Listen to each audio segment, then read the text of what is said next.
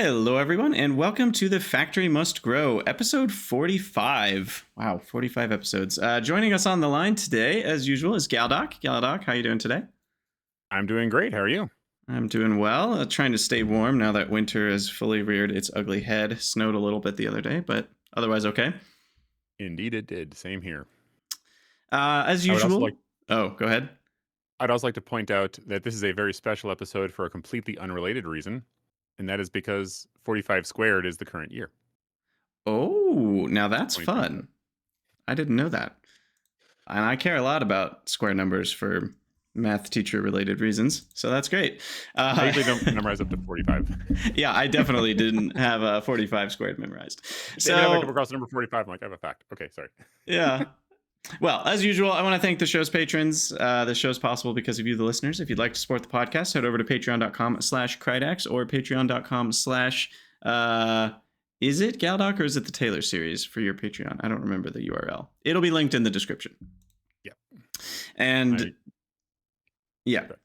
You'll find it in the description. So, the mod spotlight for today is going to be one that I haven't actually used myself, but it seems useful, and that's kind of where we're at with mod spotlights because I've spotlighted pretty much all the mods that I use that aren't just, top 10 most popular quality of life mods already. And so I kind of have to look around for ones that seem interesting or even just have an interesting idea, because part of the mod spotlight isn't just to say, go use this mod, it's the best mod ever, but it's also to just spark interesting thoughts, interesting discussions. And one that I saw recently was Ultimate Research Queue 2.x, because the old version didn't get updated. So this is a fork of the Research Queue mod.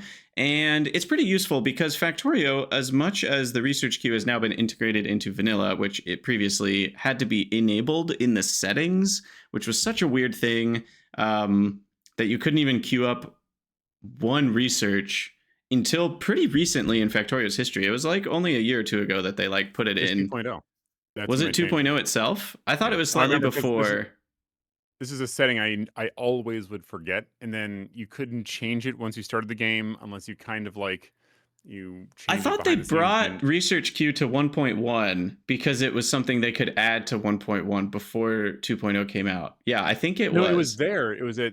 But it wasn't auto enabled. And then it stopped being an option in 2.0. They just did Right, it right. forcibly Maybe on. that's when the switch happened. Either way, all that to say, it's crazy that it took that long. And you can only queue up like 6 technologies or 7, I don't remember. 6 or Yeah, 7. right. And so it's a little anemic. And then on top of that, you can't set technologies that are infinite to keep going, which for people who mega base into the late game, that's also really annoying because you have to keep queuing up 6 of the infinite techs and then they all research. Then you got to queue up 6 more. And that's just a pain in the butt. You're just I just want to do mining productivity for the next 20 hours and move on with my life. And so it's really interesting that there's no ability to do that even in Space Age. I feel like that not being able to repeat infinite techs is a very large missing feature.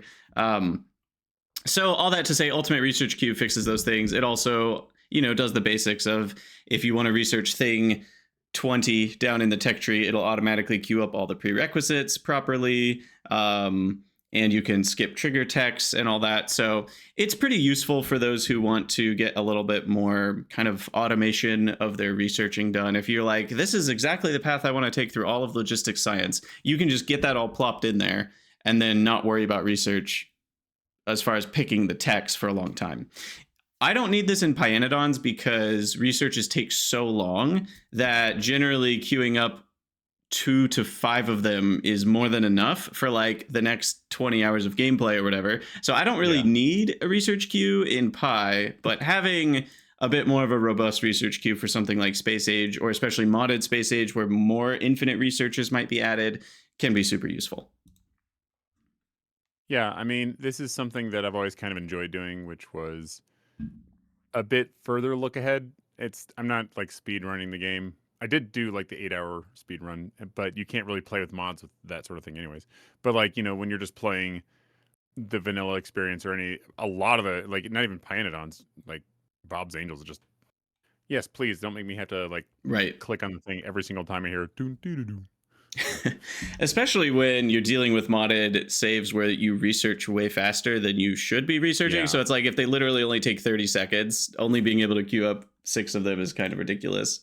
Yeah. But yeah, and the drag and drop was added in 2.0, and that's super useful. Being able to reorder your researches now, that actually was one of the main reasons people used the research queue mods. So at least that's in the base game now, but I still think it's a little bit under featured with the infinite techs in particular, is where it feels like the vanilla game should be able to support that. But yeah, there you go. There's a mod that you can use, or a mod that you can consider using. So today's main topic is going to be a little different than normal. I thought it's December, it's cold, you know, it's the end of the year is approaching very quickly. And I thought to myself, let's look backwards, because New Year's is all about looking forwards generally, but it's also nice to look backwards before you get to New Year's and look forwards. And I was thinking Factorio's been out for a long time now, a very long time. And you and I both have played Factorio and been around Factorio for a very long time. So I thought it would be fun to kind of sit down, gather around the fire, children, and we'll tell our Factorio stories. And this isn't just story time. I also thought it could be interesting to kind of give you, the listener, the same challenge is the wrong word, but like give you the same almost idea of what's your Factorio story. Actually write it out or talk it out, because as I was kind of thinking through the years of Factorio, there were a lot of fun memories that came up for me, and a lot of fun pieces of nostalgia, and a lot of like, oh yeah, that thing was different, or this mod was that way. And there's just a lot of fun in kind of looking back in nostalgia. So I want to invite you guys to do the same. What's your Factorio story? And if you're watching this on the Krydax Extra channel, feel free to leave a comment and kind of share your story, or stop by Galdoc or my Discord and post there what your Factorio story is, because I think there's a lot of really interesting discussion to be had in that. But we're going to start out, and Galdoc and I will ping pong a little bit back and forth, kind of going through the phases, because otherwise I would just talk for 40 minutes and then Galdoc would talk for 40 minutes, and we would only get halfway through our stories in those 40 minutes. So so we'll kind of start with like the origin story piece here. So for me, I bought the game January 18th of 2016, or at least I think that's the day I bought it. That's the day I joined. That's the day I made my Factorio.com account. And I'm pretty sure I only joined to buy it. And this was before the game existed on Steam. So this was the only way to purchase the game. I remember I played the demo first, and I don't remember how I heard about the game. It's 10 years ago now, basically.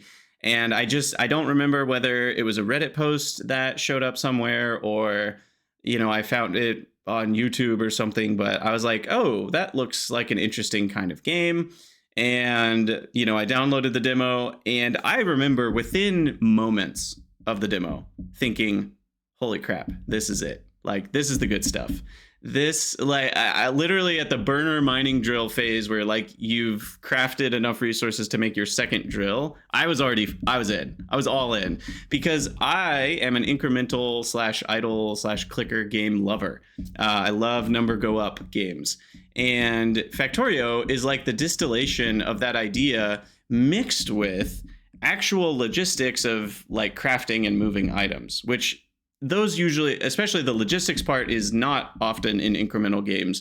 And the crafting and production chain stuff is sort of in incremental games. It depends on the game, but sometimes, you know, A plus B equals C, and that's part of what you need to like configure.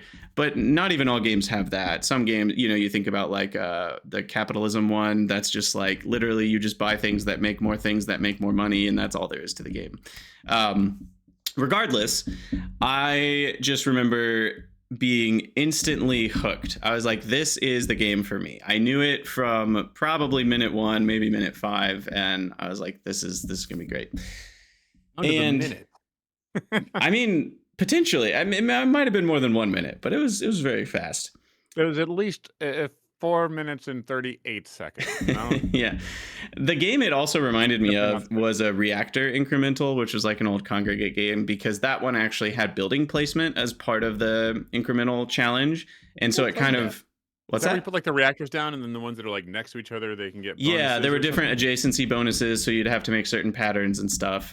So that was the incremental game that it like immediately made me think of because you're placing buildings that are mining into other things. Anyway, I played through the whole demo, which I don't remember how the demo was configured. I think it was just a certain amount of technologies or something. There was a few techs or something. It was. I don't even think it was into green science. It was very just a few hours of Right. gameplay Tasty. in the demo, or maybe even like 2 hours. I don't know. But I played through the whole demo and I pretty much was immediately like, okay, I want to buy this game.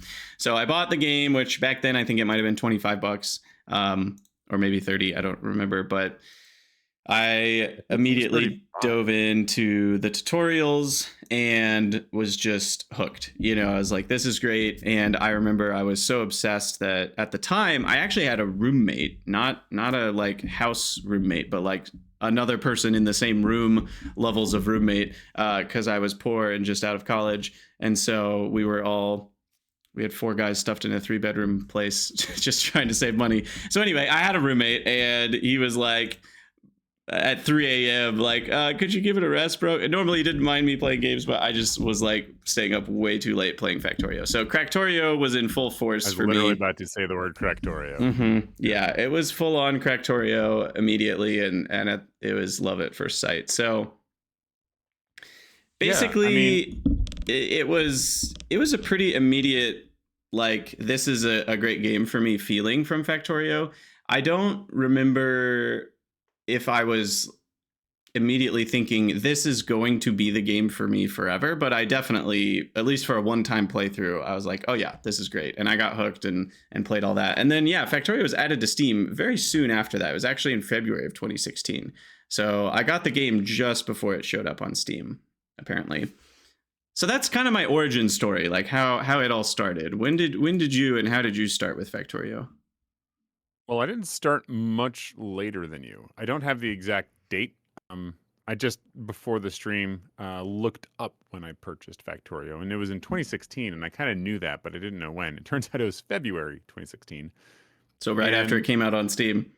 literally, like, and I don't remember the exact reason I bought it because there was actually a few reasons. There was, I'll explain that in a second, but basically, I saw the trailer, and I was like, that looks amazing, just because there was such a variety of stuff going on. Like it showed the bots doing stuff. It showed biters moving in this like disgusting and yet somehow satisfying flock, or Mm-hmm. herd, or I don't know what you want to call it. And then they get hit by the train, and you see these parts moving around on belts being picked up by inserters and moved over here. And there's furnaces, and you're making stuff. And I'm like, whoa, this is great. And I remember hemming and hawing about it for a while, but there was, for some reason, I had it in my head that the price was only going to increase. Like, that's been a thing that has been noted about Factorio. There hasn't ever been, that I know of, a sale of Factorio. Like, it's never gone Correct. on sale. We just had the Steam, whatever, the Black Friday sale. No, it's not on sale. And in fact, they just keep telling people, buy it now because the price will eventually go up. And it did until it was 1.0. And I don't remember if it was 30 bucks or 35, but I bought it Well, at it's I 35 bought it now, so it was 30 then. okay. It went up by $5. I think I know it went up when 1.0 released, but I don't remember if it was also another if there was another increment before. But at any rate, it was early enough that like the game looks wildly different now. So Mm-hmm. they basically, I mean, if you go back all the way to like where it was in its like tech demo phase, um, the art then was largely placeholder, and when it wasn't, it was like really crappy, which is fine because literally it's a tech demo. It's supposed to be like if you spend too much time on your art at that point, you're doing it wrong, basically. Um, but the as it moved forward and to eventually be released on Steam, it still looked okay. Like I remember, like I can go back to the underground hood that is angled rather than Yep. curved. Yep. You Square. know what I'm talking about? When belts laid flat on the ground and there wasn't the sort of like little gear thing turning underneath it with the little rollers. It didn't Mm-hmm. exist. There was just a belt that moved, and there were arrows and chevrons on it rather. And it's like that was fun. But the thing is that I didn't actually play Sandbox at first. There was like a tutorial, and this seems weird to say to people because technically every time you start the game up and you click new game, you're offered like an option of different things to do. There's like belt puzzles, or there's like the tutorial, or there's, I think, a story mode of some sort. But basically there's a sequence of levels you could if you wished to play. And that's exactly what I did. I didn't know what the rest of this stuff was. I was like, this is the game, right? You're going to go play as this person. Okay, so I did, and I was very confused. The tutorial at that time was not terribly robust. You were basically like, okay, you're going to either intuit how all of this stuff works, or bugs will eat your face. So, needless to say, my face was eaten several times. And eventually I went through the thing. It was weird because I was playing the second one, and they had these like the turrets already built, but there was a little bit of wall around it, but the wall wasn't complete for some reason, and I didn't know why. And I was like, oh, I guess that's just a thing you do. I didn't complete the wall.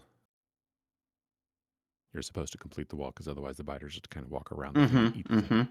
So I learned very quickly to not trust whoever was here before me, who put these things up, and start doing my own thing. And eventually, I decided to try the free play or sandbox or whatever. And Yeah, I think it was called free play back then. You're correct. I think that's exactly what it's called. But it's like I got even more confused. Like, I remember playing and gradually figuring out how I should move things around. The problem is that there's a lot of little conceits that you don't even think about as an experienced player that you had to pick up on. For example, when a miner puts something in front of it, A, that could go on a belt. B, that can go in an entity that can contain it, which doesn't matter if it's a chest or not. You could put like a loop of burner inserters. Do you know how big my mind blew up when when I saw my first little loop of burner miners on coal? Oh, that was such a good moment. I'm just like, what? That's brilliant. Of course that works. That's exactly, why didn't I think of that before? Fun fact, well,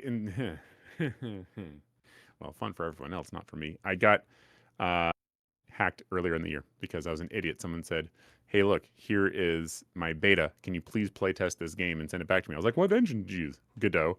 Turns out it was a virus. And so I lost a video that I was making, which was my second intro to Factorio video. And in that video, I took all of those little trip ups that I had and I explained them. So if anyone wanted to play the game, it would like smooth out what their expectations were so that they could quickly like not have to go through all that stuff. But I never published the video. Most of it was lost. Yeah, it's so interesting. I think those are some of the really fun moments, though, are those initial, like, when something clicks and you're like, oh, I can do it that way. And it's tricky because you can't skip that. You know, it's not like the Matrix where you can just download Kung Fu into your brain. Like, you can't just download, I'm now good at Factorio into your brain, because there's something about when your brain twigs to understanding it. I remember a moment, this is a slight tangent, but relevant, with Kerbal Space Program, when I was first playing it, and I didn't know anything about orbital mechanics other than like stuff orbits other stuff, you know, like general science knowledge, but nothing about the actual ways that it works. And I remember trying to do the rendezvous tutorial where you're getting two spacecraft to meet at the same point.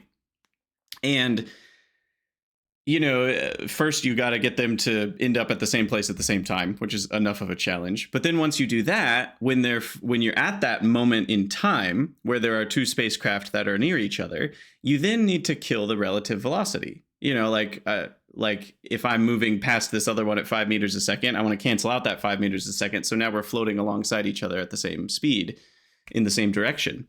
And I was like, yeah, but like, how do you make sure they don't drift apart? Was what my brain was screaming. Right. And then there was this moment of like, wait, if they're in the same location in space with the same speed going the same direction, they'll never drift apart. that means they have the same orbit. And like my mind just like exploded into a million pieces. And it was one of my favorite moments in all of gaming was when that clicked.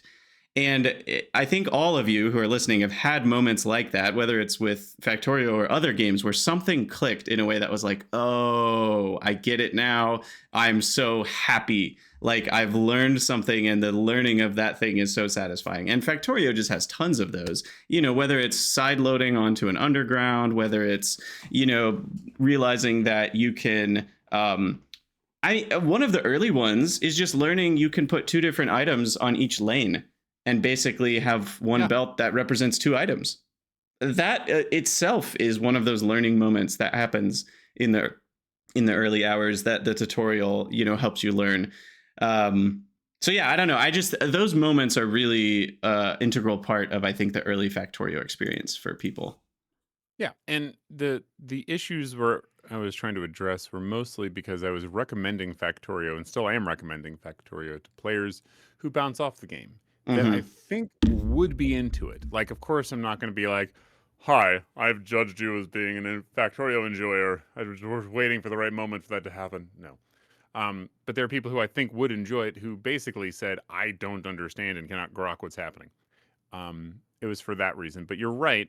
Like those moments of realization when you understand how something works is huge. And there were times when I was playing that I would be like, okay, I do understand it now.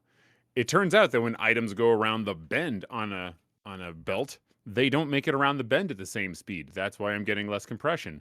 That was later fixed, but at the time that was a thing. Yeah, compression was a nightmare back then. It was so bad. But another one was pipes. I loved the idea of pipes, but like I didn't know how the mechanics worked at all.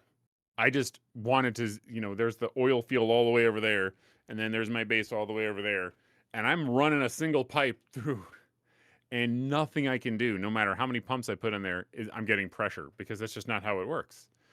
And this is this is like not even the 1.1 fluid system. Although to be fair, I don't think it changed. It was pretty similar. Yeah, it was the pretty similar system. I think they made some improvements to the but it was optimization, but yeah, exactly. But it was basically the same idea. Yeah. And like when 2.0 came out, I'd still never been able to really understand how to make pipes work in a way that didn't like starve some machines.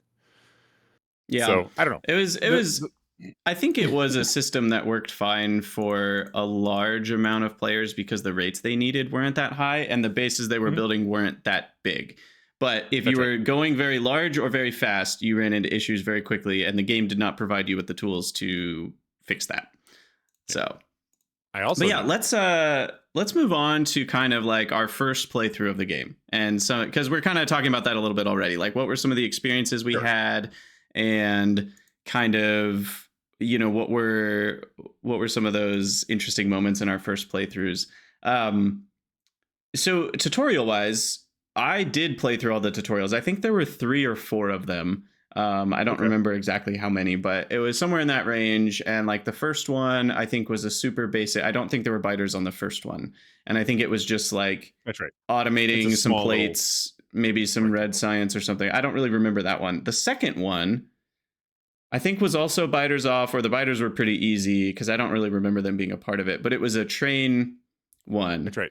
There's a little broken down bit of track. Yeah, they had some broken down stuff. And one thing that was also broken down was a row of stone furnaces next to this weird, crazy combination of underground belts and power poles and normal inserters and long inserters. And so this was, if you were to space out, there's 2 rows of furnaces and there's 4 squares between them. And there's 2 belts going through the middle, one with coal, one with iron. But then you have to space out the underground so that you can fit power poles. And then you have to use the long inserters and the short inserters so that you can get both types of items into both furnaces. And I had never done it like that in my play so far. And when I saw that, again, it was one of those moments where I was like, oh my gosh, this is mind blowing. Yep. This feels like I'm cheating. Like I can do that. Like I can get twice as many furnaces going here. Like it just felt crazy that I could do it that way. And as much as there were some issues with the tutorials, I think they were pretty good because they gave the player some of those aha moments without making it feel like you were just telling the player how to play. And so I really liked, I think, the tutorials because they gave enough of a structure to kind of muddle through some stuff, but not just be doing it in the free play. And like trains, they kind of give you the invitation to, here's how you set up a point-to-point two-headed train. It gets iron ore from point A, it goes to point B, unloads, goes back to point A. It's just it's a very simple, like, you set up the schedule, go to station B until empty, go to station A until full. I have a whole story about that. Oh, fun. And so in any case, that's where I learned how to do trains. But that was the extent of my train skills for a very long time, was just single point-to-point rails. I like building an actual rail system was something I didn't do for hundreds of hours. And so another thing I remember from my first playthrough that was really magical was the first logistics bot. Because after I'd done the tutorials, I started a full playthrough, a normal one, and free play, I guess we're calling it. And I don't remember how fast I progressed. I don't even remember. I might have restarted once or twice. I don't remember if I did. I don't know if I hit Chem Science and then restarted or hit Chem Science and kept going. It was too long ago. But I do remember I played Logistic Bot pretty well. My base was not connected. I hadn't even learned the art of spaghetti yet. Like I was literally I had disconnected areas of my base, and I was like, well, I'm making green science over here and the labs are over there. I guess I'll carry, because I have a big inventory, I'll carry all the green science to a chest and it'll unload into the labs. Done. Like, the idea of I probably should connect that with a belt because I'm going to get tired of playing this logistics bot role didn't even come into my head. Like, it wasn't even a consideration, because in so many other games prior to this, you as the player carrying stuff in your inventory is the main way things get moved around in most video game history. So the idea of it's really a priority to actually automate away all of that, I don't even think my brain had really like glommed onto that idea yet. It was just kind of like, I move stuff around because that's what you do in games. Like, I carry stuff, and like, yeah, there's belts for that, but there's also me for that. And the idea that I should take me out of the equation as much as possible was not there. You are the schlepgeneer. Exactly. So then I remember when I finally unlocked logistics bots, which was in blue science back then, and there was no purple and yellow science. That's a fun memory. Like, there were just 4 colors of science. It was red, green, blue, and then what was the last one? It was either productivity. Oh, it was the alien pack. Thank you, Teus. And there might have been military as well in that, though. Or no military. I don't think there was military. I think there was production, though. There might have been 5 packs total, but either way, there was the alien science too. I had totally forgotten about that, and that required you to kill biter bases and biters to get the little orbs, the pink orbs or whatever. The pink orbs, yep, that you would use to produce science. And there were, of course, mods that allowed you to get those without combat for the players that didn't want combat. But you had to have a mod for that. So like the core Factorio experience required combat at that point. There was no peaceful mode available in the vanilla non-modded experience. In any case, I remember unlocking the logistics bots, and I built a provider chest and put some stuff in it. And I remember the first time I made a personal logistics request, and that feeling when the bots carried it to me, I felt like a supervillain. I was like cackling with power. I was like, I could do anything. Like, I don't have to pick these items up. They just come to me. I could do it all. It was amazing. Such a good feeling. And I just love how Factorio has multiple times where you get those feelings, because there's logistics bots, there's construction bots, and your first time you make a blueprint and watch it just get built for you, and your mind just kind of melts with like, I could literally make a whole factory and then just copy it. And now I have 2 of them and my production is twice as fast, and I don't have to do any work except make a blueprint out of it. Copy paste didn't exist back then, but we did have blueprints, and you could paste blueprints. Also, entity ghosts had a limited lifetime. So when you would paste a ghost, it would expire. Last longer. Yeah. And then once you research construction bots, it made it so that the ghost lasted 15 minutes instead of like 10 seconds or whatever. Because originally they only lasted a few seconds to allow Oh, is that what it for was? I forget. if something got destroyed, it could. I don't even know why they only lasted a few seconds at first. Maybe it's to prevent players from using blueprints to be placeholders. I don't know. I don't remember. But anyway, all that to say, blueprints were also an item. You didn't have Mhm. blueprint books. You didn't have the blueprint library. They were just in your inventory. And then they added books eventually, which were also an item in your inventory that could store the other items, almost like a backpack for blueprints. And then finally, later on, it was maybe a couple years later, they had to add the blueprint library because, that was ridiculous to try to hold They had 50 a cost. blueprints. They cost a green circuit Hmm. and And something. a I red can't circuit. remember what the something. Yeah, Maybe it it was was a a green green and a circuit. red. Yeah, you had to craft blueprints. It was so weird. And deconstruction Well, we planners say it's too. weird now. Yeah. People complained when they made them free, and they were like, "You're dumbing down the game." Yep. It's like, Yep. Same with wires. It really is funny to look back and be like, yeah, that's just how it was. And it it sounds almost like a meme where it's like, yeah, back when in my day we walked uphill both ways. It's like, but that's actually kind of true here. Like, yeah, back in our day, like it was harder back when I to was playing make Factorio in the good blueprints. old days. Yeah, yeah. And it's just it was a different game and we made do, and it was still such a great game even back I then with was the robot that all walked stuff around. yeah.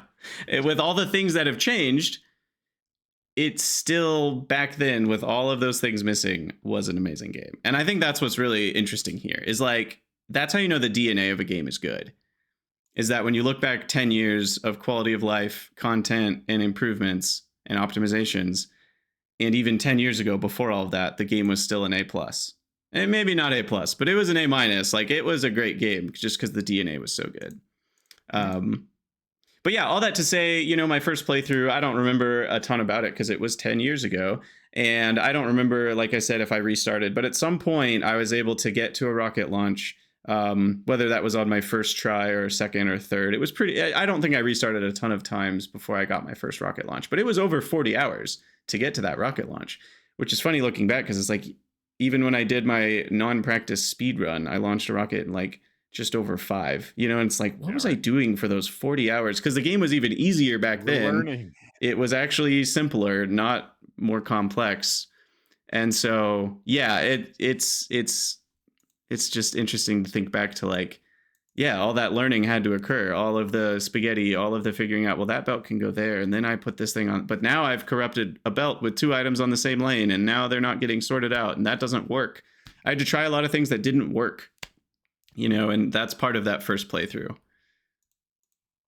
What about you? Yeah. So my first playthrough doesn't exist. It was playthroughs. So you may have restarted once or twice. I restarted a lot. Mm-hmm. And I did so for a few reasons. One was I would end up in a death spiral with the biters. More often, though, there was okay, so at any point during a playthrough in Factorio at that time for me, there was a question that was always in the back of my head. Excuse me. In the back of my head. And that is it faster slash funner to pull up the base and and build from where I'm at, or should I just start the game over again? And obviously, it's faster to pick things up because you've already done the research and you've gotten through the burner phase, but it's not as fun. And so, faster wasn't really the main criteria. It was, I'm just going to do this again because now I understand I can build arrays like such or whatever, right? Whatever design thing I had figured out. Um, and it wasn't like I was doing this for every single little thing, but there was always a point where that thing in the back of my mind, when the scales tipped, and all of a Yeah. sudden, now it's time to start a new game. So that happened several times. Yeah. Restartitis, we call it. And yep. But you mentioned several systems. I'm going to list the systems to you that I didn't know how to do and that I didn't interface with at all and before I launched my first rocket. Blueprints. No idea how to use them. I could not get them to work. Trains. I couldn't get like you got the train to go back and forth. I couldn't get that. I didn't understand what was happening. I literally would put down a train stop and a train and I put fuel in it and nothing worked. And I'm looking back now, I understand what I would have had to have done differently, but I could not parse the UI I was looking at, Did such you that I not? could then Because the send a train. tutorial, I'm pretty sure, walked you through setting up the train. I didn't get to that point in the tutorial. I stopped after the Okay, second one. So gotcha. like that's why I said like I basically went into free play and was like, woohoo, let's Yeah, do it. yeah. I didn't know how to do circuits at all. Oh, Just no I don't idea. even remember. I don't think I touched circuits for hundreds of hours. Like, not even a It was a single while. wire. Yeah. Like you get them at Green Science, the second science pack of the game. It costs 50. It's not that hard. And I got this thing I'm like, wow, that's a curiosity. I had no Yeah, idea what to do. exactly how I saw it. I was like, ooh, an oddity that I'm not going to touch because I Yeah. don't see why I need it. And I didn't use bots because I didn't understand them. Like Oh, I put that's the a sad things one. down and I could not get the bots to like do the thing. Said the boxes. What does the boxes mean? Active, provider, chest, passive, buffer. What? No, sorry, there wasn't a buffer at the time. It was just Yeah, the 4. They didn't have the green buffer one. That correct. didn't come till later. But I just didn't understand any of this stuff. So I limped across the finish line for my first rocket launch. And I remember being like, okay, I'm going to watch some YouTube now. It's a whole new world. As I watched all these people doing all of these things that were like mind blowing. They're like, okay, so this is, I set the bots. I'm like, how did he do that? What was the guy's name? Oh, it started with an A. I can't Uh, remember. Some dude who played with like Anti-elites? Stejo. Huh? Oh, anti-elites is No, he like the was speedrunner, but no, it wasn't a speedrunner. It was just some guy who like played and had this calming voice. I can't remember his name. It's sort of it's like I don't know. It doesn't matter. He played with Stejo, who is the name I do remember. Arumba. Thank you. Well done. That was it. So Arumba, I watched play a whole bunch of stuff. But like the thing was that I came in at like the end of one of his playthroughs and like bots are zipping all across over the place. And I'm like, that looks amazing. I want to be that person. So I buckled down and I learned how to use bots. That was the first of those things. Then I learned how to do blueprints. And for the longest time, those were the only two things I had.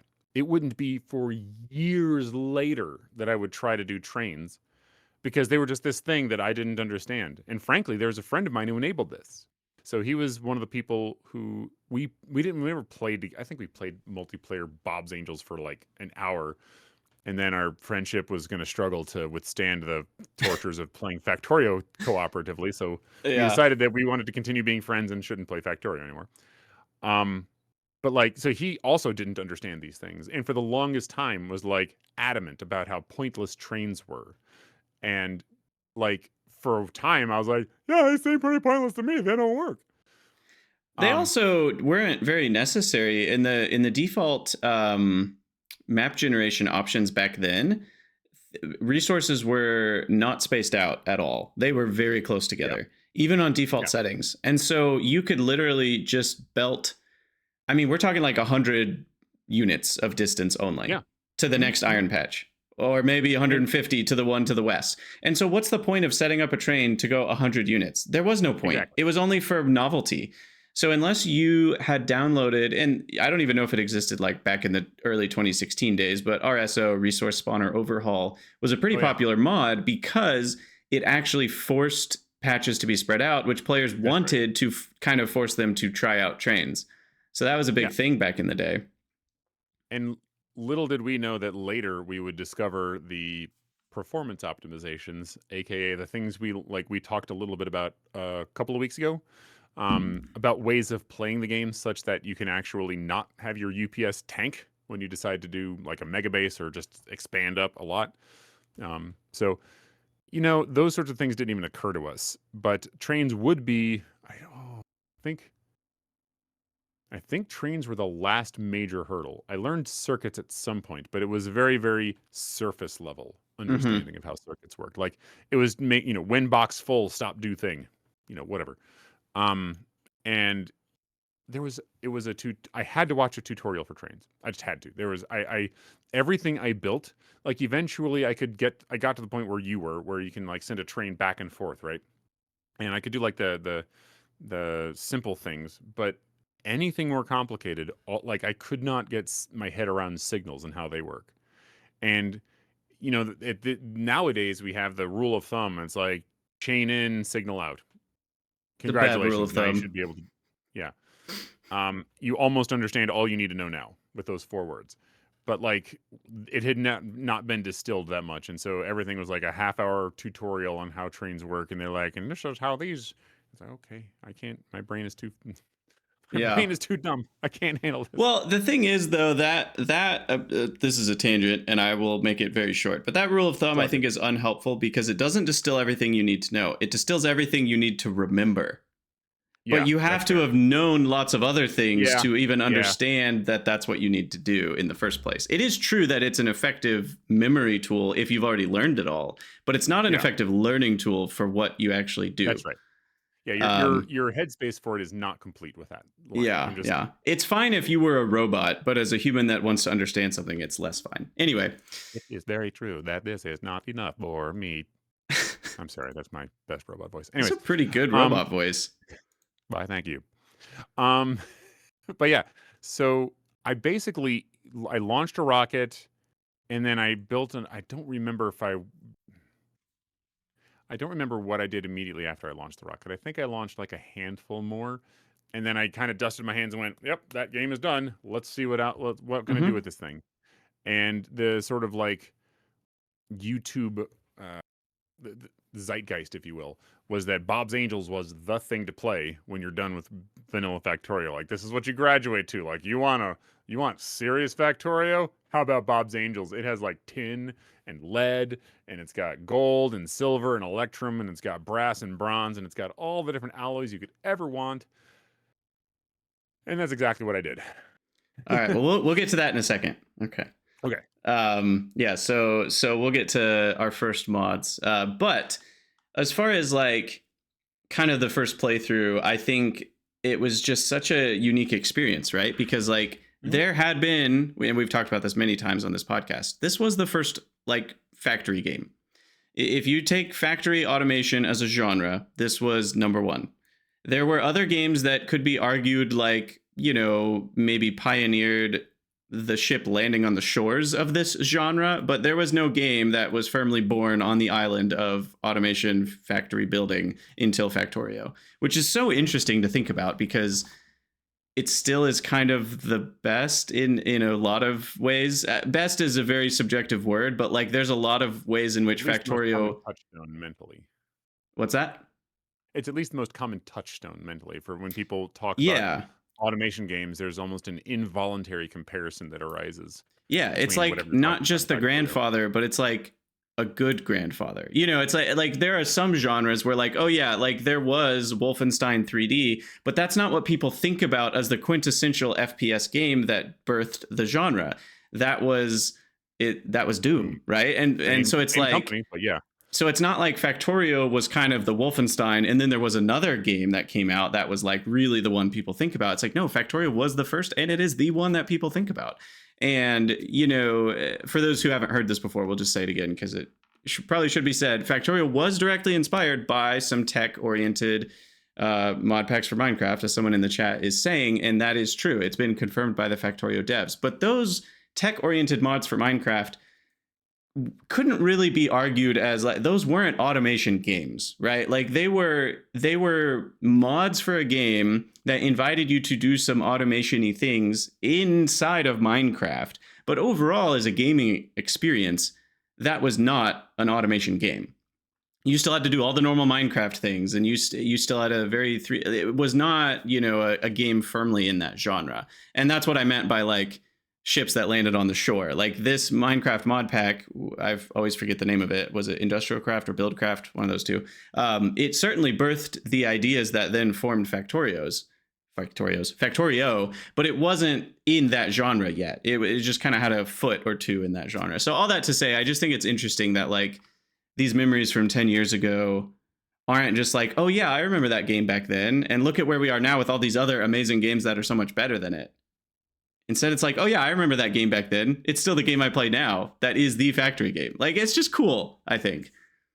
The Hotel California of games you can check out, but you can never leave. I've tried something. Exactly. And what's interesting, just to touch on that, if I can tangent us for a second, is that cycle happened a lot.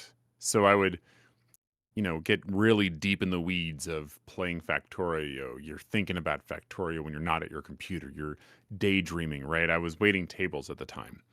Um, I think was I teaching at that point? I might have.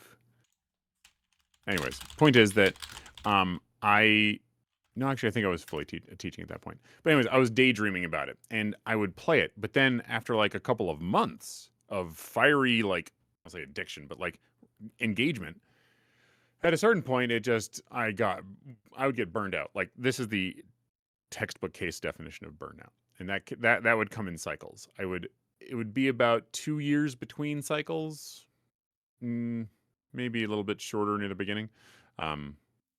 But yeah, that was something that kept happening to me. And what's funny is what you're mentioning about the games that sort of inspired it when it first came out, the games that I sort of like compared it to when I was describing it to people, I was like, they're all simulation games, like Sim City. I mean, think how little it has to do with Sim City in reality. And yet, when you have nothing to compare it to, I was just like, yeah, it's kind of like a simulation game. Yeah, Where I kind you of used have- like Age of Empires, like RTS, kind of mixed with the Sim City, mixed Yeah. with like Incredible Machine contraptions. Is kind of how I Yeah. thought about it.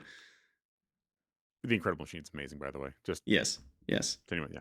Sorry, I won't tangent us there. But yeah, and so it was this really difficult to describe thing, and now it isn't. Now it is the thing. It's like, how do you Yeah. describe blue to somebody? Well, how do Yeah. you describe that? But yeah, so all that to say, it's just an incredible game. And you were kind of talking about your burnout phases. And for me, it was the same way. So, like, what came next after my first playthrough? Well, I wasn't obsessed with the game back then. It was just a game, it was just another game on the list of all the games. It wasn't special in some magical way. Like, I loved it from minute one and I was obsessed, but it wasn't like, oh, this game is going to become a game that takes more of my time than all the other games combined.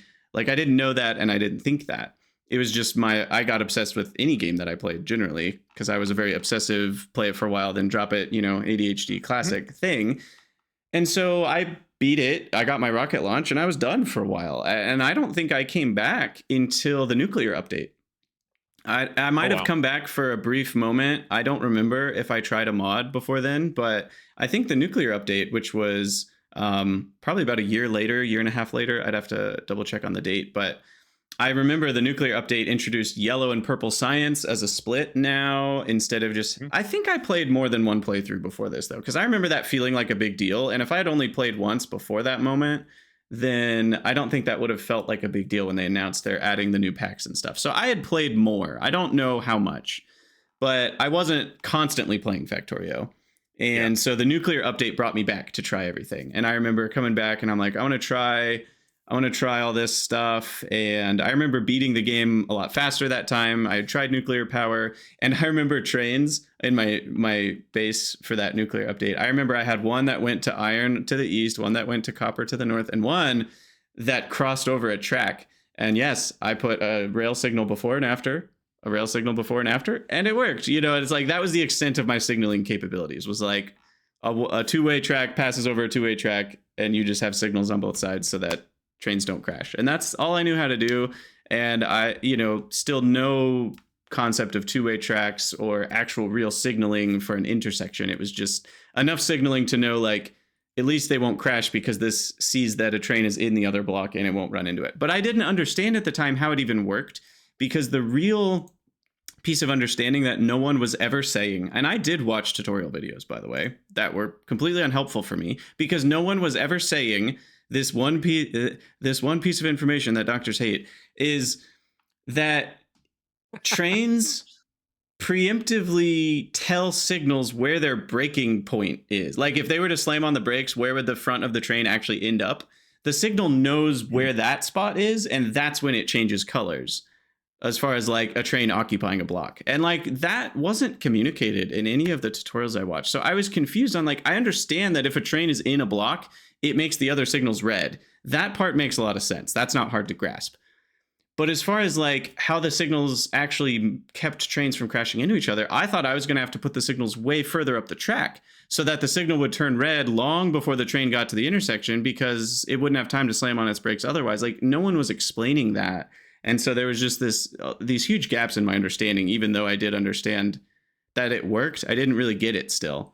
Another couple funny things that were different back then was like they added stack inserters in the nuclear update, which means all we had was the yellow and red as regular and long inserters, and then we had purple, the filter inserter. Yellow and red inserters didn't filter back then.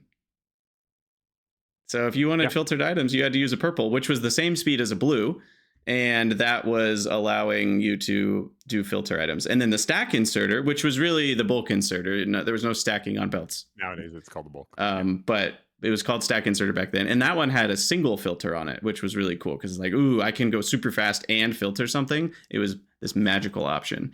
So yeah, I just remember, that first year or two, I wasn't obsessed with the game. I would do the burnout cycle with Factorio like I did with any other game.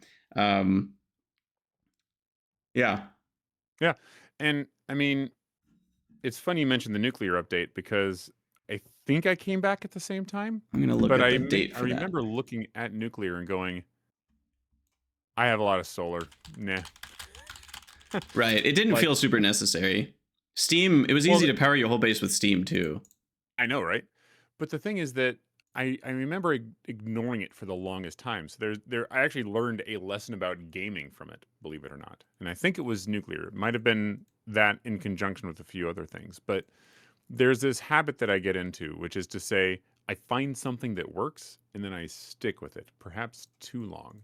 The game might offer me new options, but if the cognitive load for learning how to do those options is too much, then I generally eschew them in favor of doing things that I know are going to work because I don't want to waste my time. I want to, excuse me, I want to be efficient and such.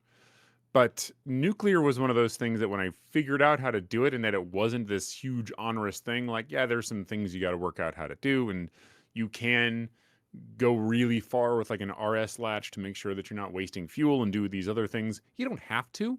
If you just park it right next to the patch and then you do your processing there, it's actually pretty efficient the way you can just build it right there. Yeah, and just let them run 100% of the time was pretty easy. Yeah. And just forget about it. Like send it some sulfuric acid and you're good. Bob's your uncle. So, I mean, the thing that it taught me was to be much more willing to experiment with the new tech and new stuff that games offer you and get yourself out of ruts.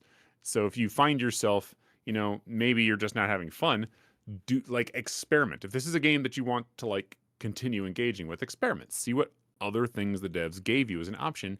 And it's weird to say that because it's really obvious, but despite it being like in my fourth decade of life or third decade of life, depending where you're talking about, like it was a thing that wasn't a declarative thought to me.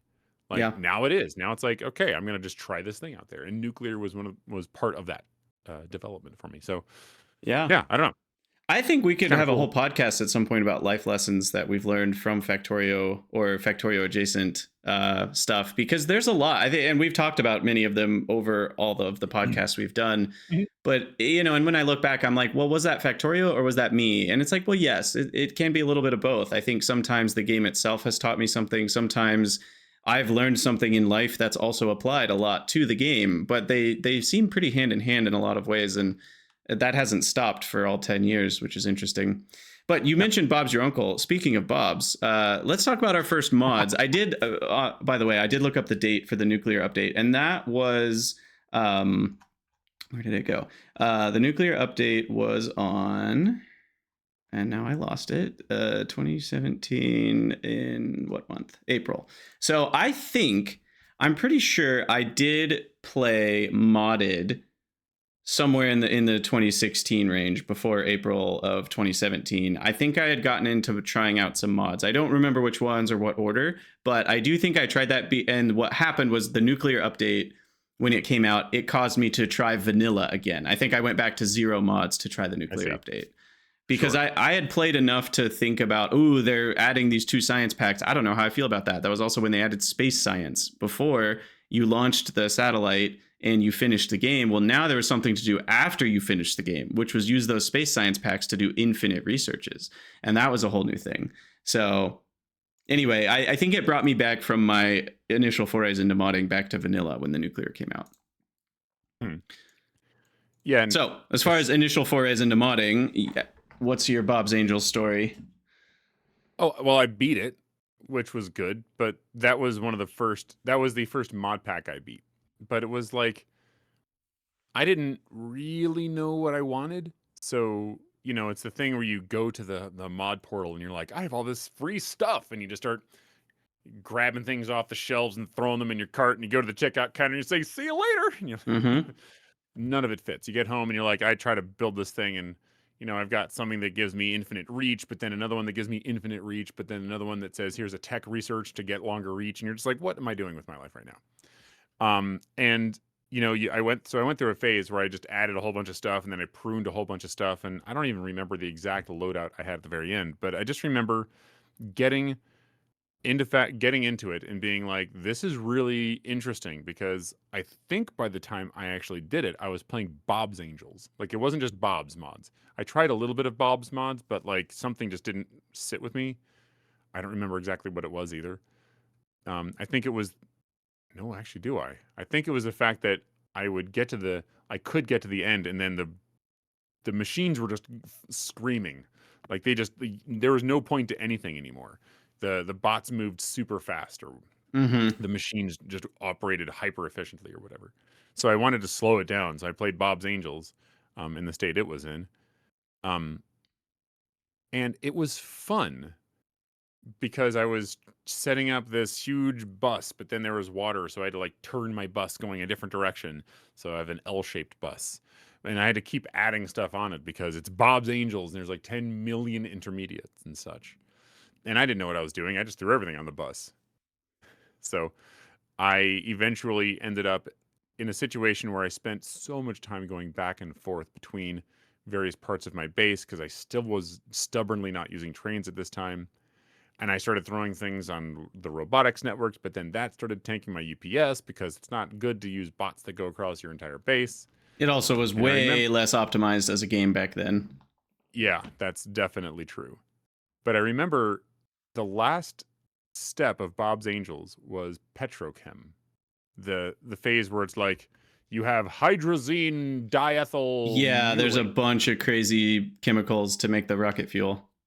And I remember just being like, I have no interest at this stage of the game in focusing on ratios at all. So I just made this like tangle of direct like insertion, if you will, the fluid equivalent of that, where you just put the buildings right next to each other, And so I got the rocket fuel, whatever it was, just in this nasty tangle of stuff, and I launched a rocket, and I'm like, okay, I did the thing. We set out to do a goal, and I did the goal. Mm-hmm. All right. Mm-hmm. And then that's when I burned out for a while again, Yeah. because it was so much. Yeah, I don't remember what mods I started with, but I do know it was a Vanilla Plus suite, because I know I remember like not getting overhauls, but it's like, what mods did I get then? Like I truly can't remember what it was, but it must have been somewhere in that 2016 range, because I know I had done some mods before the nuclear update.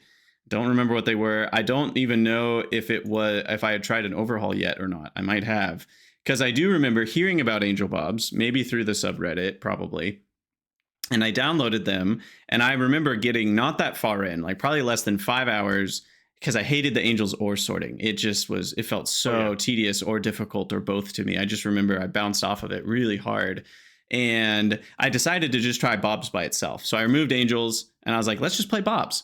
And I loved it because it felt like I was cheating. Like it was the fun part of cheating, where Yeah. like it's usually hard to make one plate. Well, now I'm making like 50 plates a second, going with this super fast inserter onto this super fast belt, and everything was fast, and the modules were stupid powerful, and it was just a fun, like, almost like, this feels nice, like eating cake and ice cream. Right. It's like you wouldn't do it all the Mhm. time, but it was a fun experience. Also, you said something about a bus and turning a bus, and that just made me think about, like, yeah, at some point I learned the idea of a bus. Like I didn't ever make a bus for a long time. And I remember seeing people's bases on the subreddit and like, oh, people are talking about this bus idea. That looks really efficient. Maybe I should try that. Like even those ideas were so much of this, like, that's not how you initially think of making a base. At least maybe some people do because they're like a software engineer and they're like trying to be super organized from minute one. But I think the idea of a bus is not the first thing you think of if you have never seen Factorio played before. You think of just connecting where you need it to where you make it. And you're not thinking about this. A bus almost feels inefficient. Like you're sending everything down this other highway, even if you don't need it. But then that makes it easier to need it later. It's not immediately this, like, at least it doesn't make monkey brain happy. It makes engineer brain happy maybe, but not monkey brain. And so all that to say, I remember some of those moments where it's like, oh, I could make a bus for this. And I remember, yeah, with Bob's, like trying to bus at least all the metals. But then as soon as I got bots, I was very much a bot enjoyer early on, and I would just lean heavily on them. And so anything that wasn't already on the bus, I'll just throw it on provider chests and just use the bots. So that was kind of my jam. I remember specifically with Bob's, like at the end, just seeing how fast I could get things.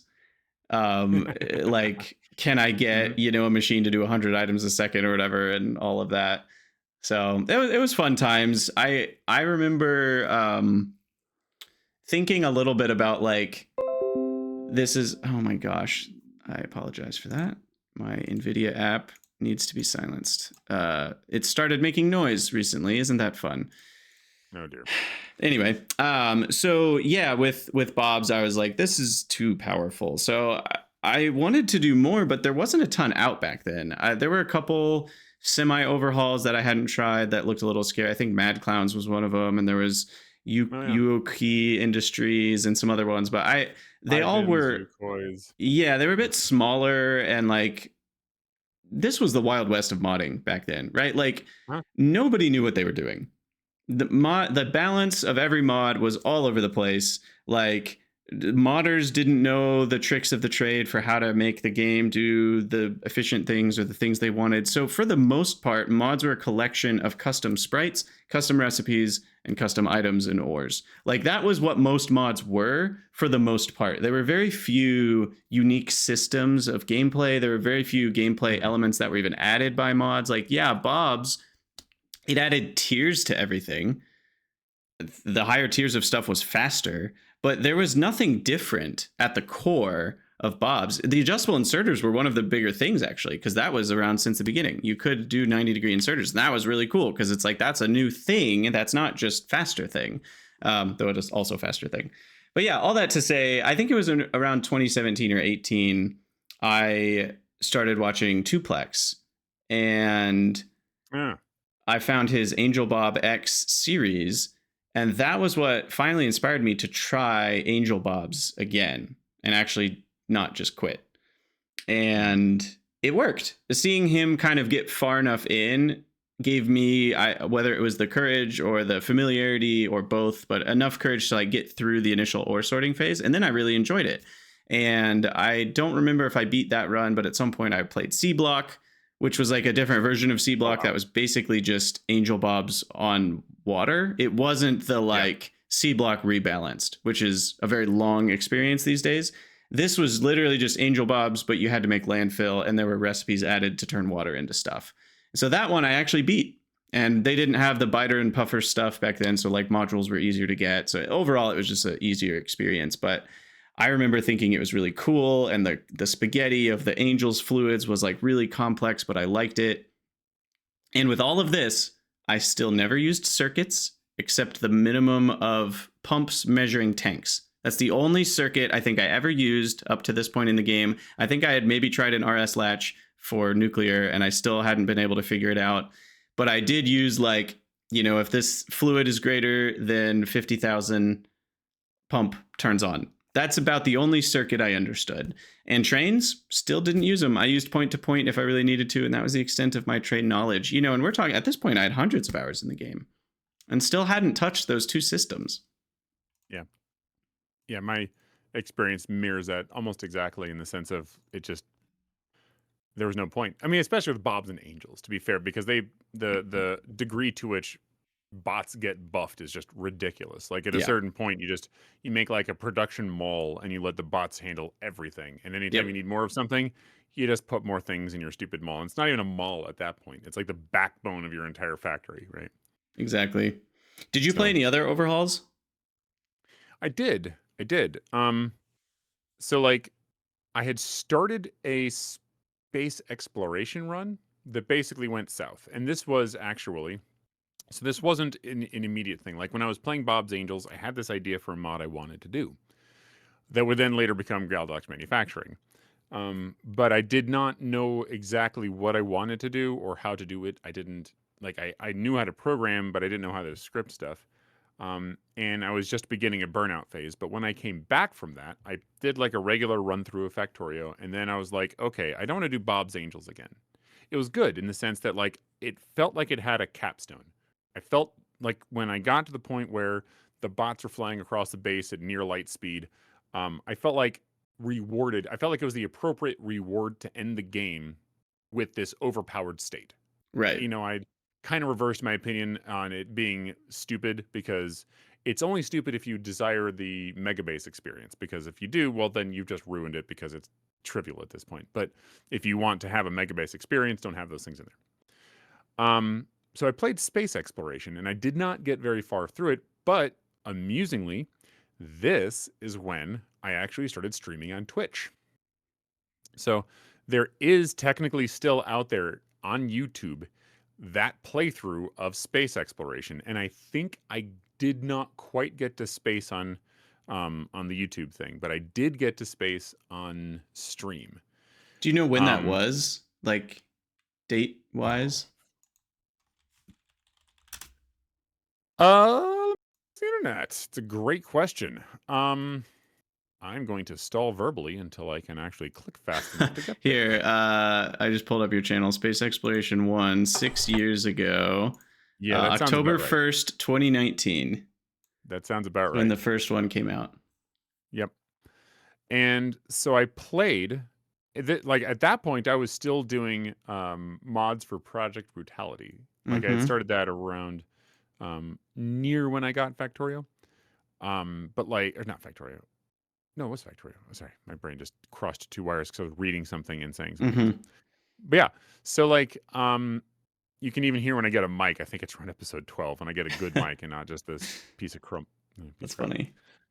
But yeah, so I didn't, but I couldn't get through it because at a certain point I was just like, I'm completely overwhelmed. I just can't. Yeah. And I burned out again. But this is when I went to Home Depot and took pictures with my cell phone to make icons for my version of something that I wanted to make, which would be something that you could play. It would dovetail in both with Bob's Angels, which I'd enjoyed, and space exploration. Yeah. What gave you the inspiration to stream playing Factorio, since the only videos you had done thus far were like modding related? Like, what led you to be like a gameplay content creator?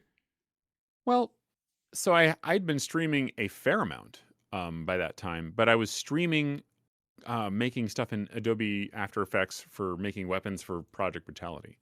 And um, at that point, I don't want to say stepping away from developing as much because I still did some, but like I had done a whole bunch. And I wanted to do something different, and Factorio was fun. And I'm like, let's see if I could do this, And it turns out the answer is yeah, I can, but I really wasn't getting that much of a following. And, not many people, I mean, it was very similar to what it is now. People like hearing my voice and having me on in the background. um, but I wanted to see if I could do it. Like I was wanting to, I don't say a lark, but like I just wanted to experiment. Yeah.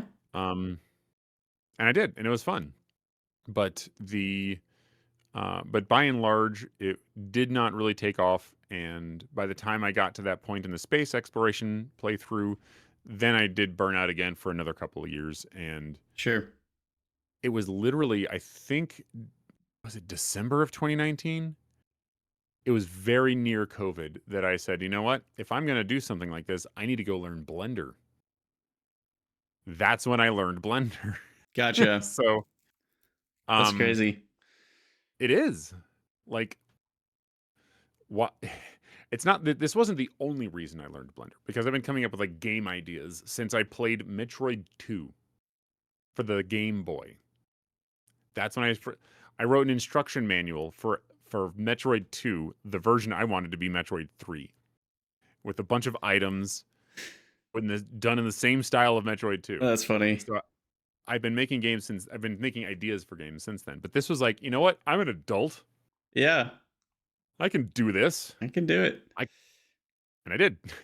So that's great. Yeah, for me, the content creation was a little bit later. So in that 2018, 2019 range, I was definitely like an enjoyer of Factorio. I would still do burnout cycles. I'd play, get obsessed, play for a couple weeks, and then quit and go play some other game. It was still very much part of the normal cycle for me. But I tried Factorio 2 at some point. It might have been K2 SE, but I never got to space. So it was mostly just early K2 plus SE on Nauvis, which was really just mostly K2 on Nauvis. I tried Pi at one point. Back then, it was very much what the old reputation said it was, which was just a crap ton of items. You got very complicated very fast because there was no alien life or alternative energy stuff to slow you down.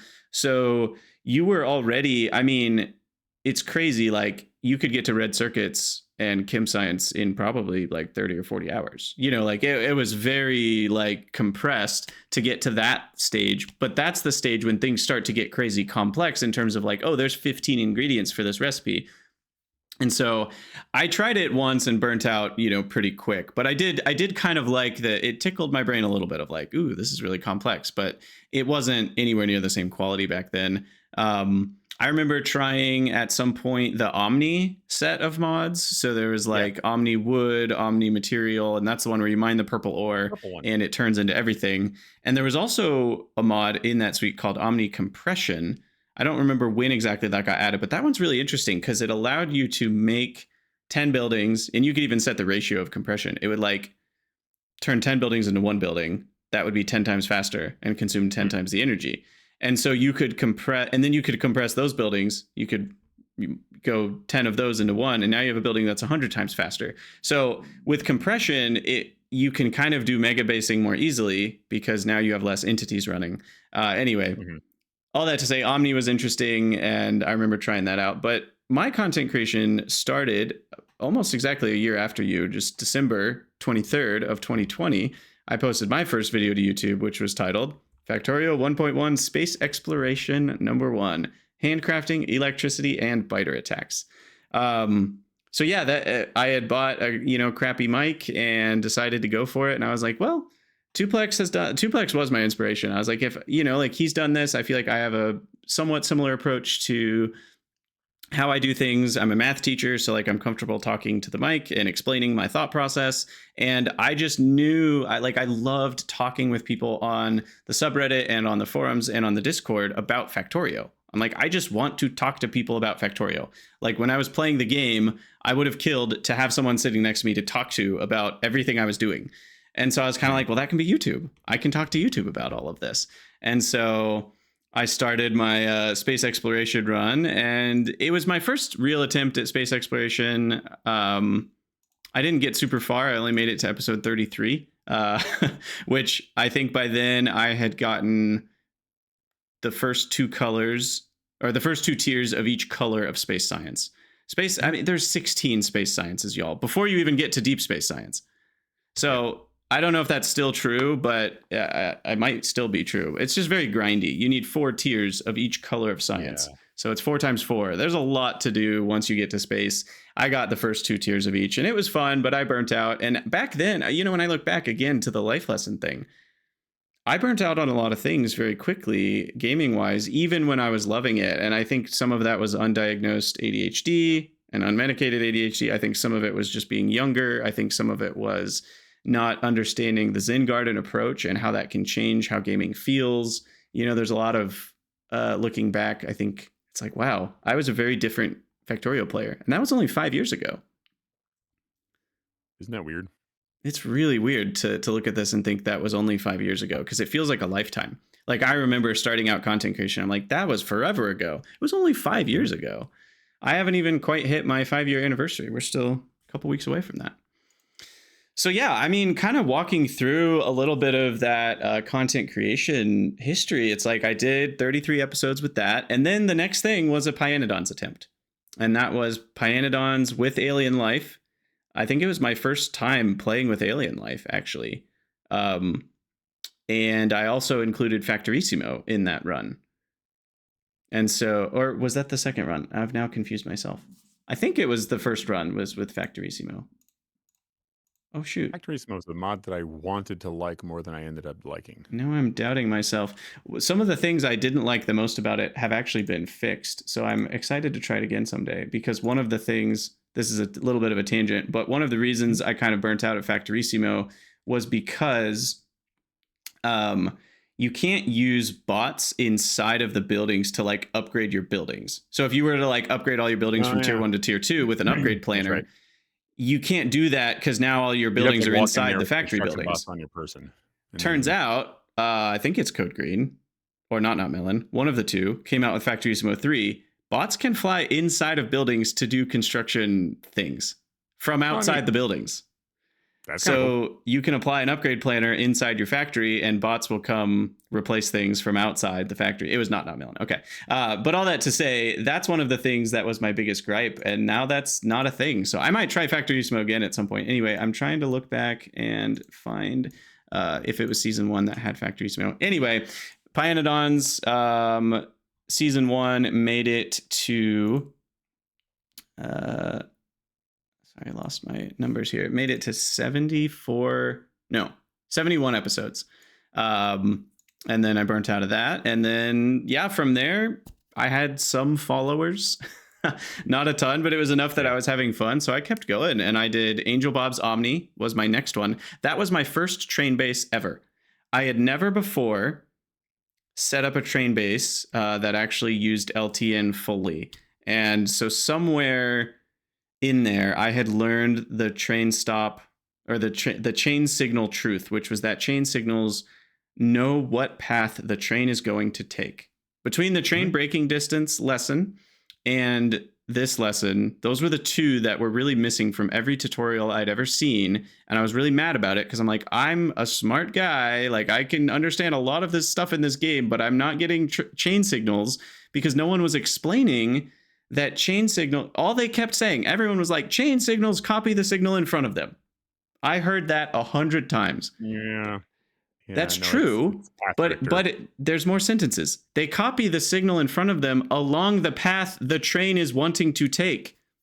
If train B is approaching a chain signal, that chain signal, as soon as the braking distance gets to it, by the way, not when the train gets to it, but before that, as the train is approaching it, with proper timing, the chain signal says, hey, train, what path do you want to take? And I will check all the signals along that path. And then if I check along that path, then the regular signal at the front of that path, if that is green, I will be green too. And that's how chain signals work. And that blew my mind. And then I finally got it. And at that point, I felt like I could understand how to make a two-way train track system. So I did that in Angel Bob's Omni. That one was fun. Speaking of that Omni compression, my final victory in that run through was 1 million SPM, which you could actually accomplish with the compression. Can I pause you for a moment? Yes. Because you actually did a playthrough that influenced what I did. Oh. So there was a run through that you did that was for Brevon's mods. And that's how I became aware of Brevon's mods. And that was part, like the conversations that I had there were part of what spurned me into doing Galdoc's manufacturing as an actual thing that I would do rather than a thing I was just thinking about. Interesting. Because Brevon, it turns out, is this really cool person. They're kind of quiet online. Don't go hunt them down or whatever. But like, they're cool. And you know, I talked with him a little bit and very well spoken.